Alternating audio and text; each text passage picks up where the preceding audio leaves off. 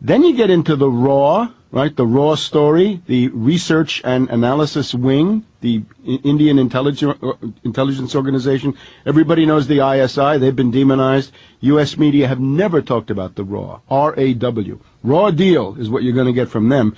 And they're into going into Afghanistan, picking up crazies there, Mujahideen, what they are, Taliban fighters, and getting them into Pakistan so that they can essentially wage armed civil war against the Pakistani government. So those guys are terrorists, but not the way you'd normally think. Now, the RAW leads us then to this world of Hindu terrorism, and this is very, very big. U.S. media never interested in this stuff. Happens every week, but you... Happens every week. But you never hear about it. In particular, the guy that you're mentioning, right, I think this guy, Karkare, the anti-terrorism boss of Mumbai, I think is a hero of our time. Who busted a Hindu extremist group army captain really staging the last train bombing, blaming it on Muslims. Right. So he goes in there with his commanders. They all get killed in the first minutes. It's clear that there were snipers who were given the specific task of eliminating Karkare and 3, 4, 5 of his closest associates. Because he'd been on the news saying the government's staging the terror. Saying in particular that this was being done through Hindu patsies, not Islamic, but Hindu patsies. This is a big thing. There's a whole world of Hindu terrorism that they want to deny. And he's killed during the melee. Hold on, let's continue. So this is Karkare. Now, he had been investigating the Malegaon massacre. The Malegaon massacre, 2006, 37 dead.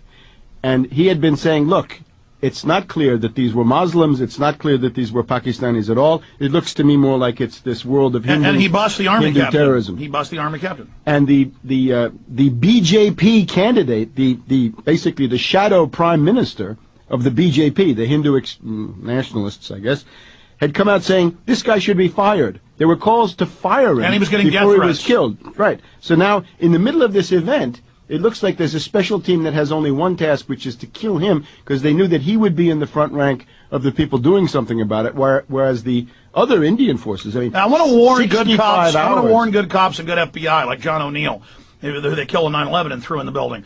Every time we see an op, even Waco, some cops exposing Clinton that had been state police exposing him, who'd gotten a BATF job. You see the BATF go in the window and they climb in and they shoot their own men. So they love to use operations to kill their own people. Inside the operation to tie up loose ends. Go ahead. And this brings us to the world of where do you get Hindu terrorists? Again, this BJP is the governing party. They'll probably be back in power soon.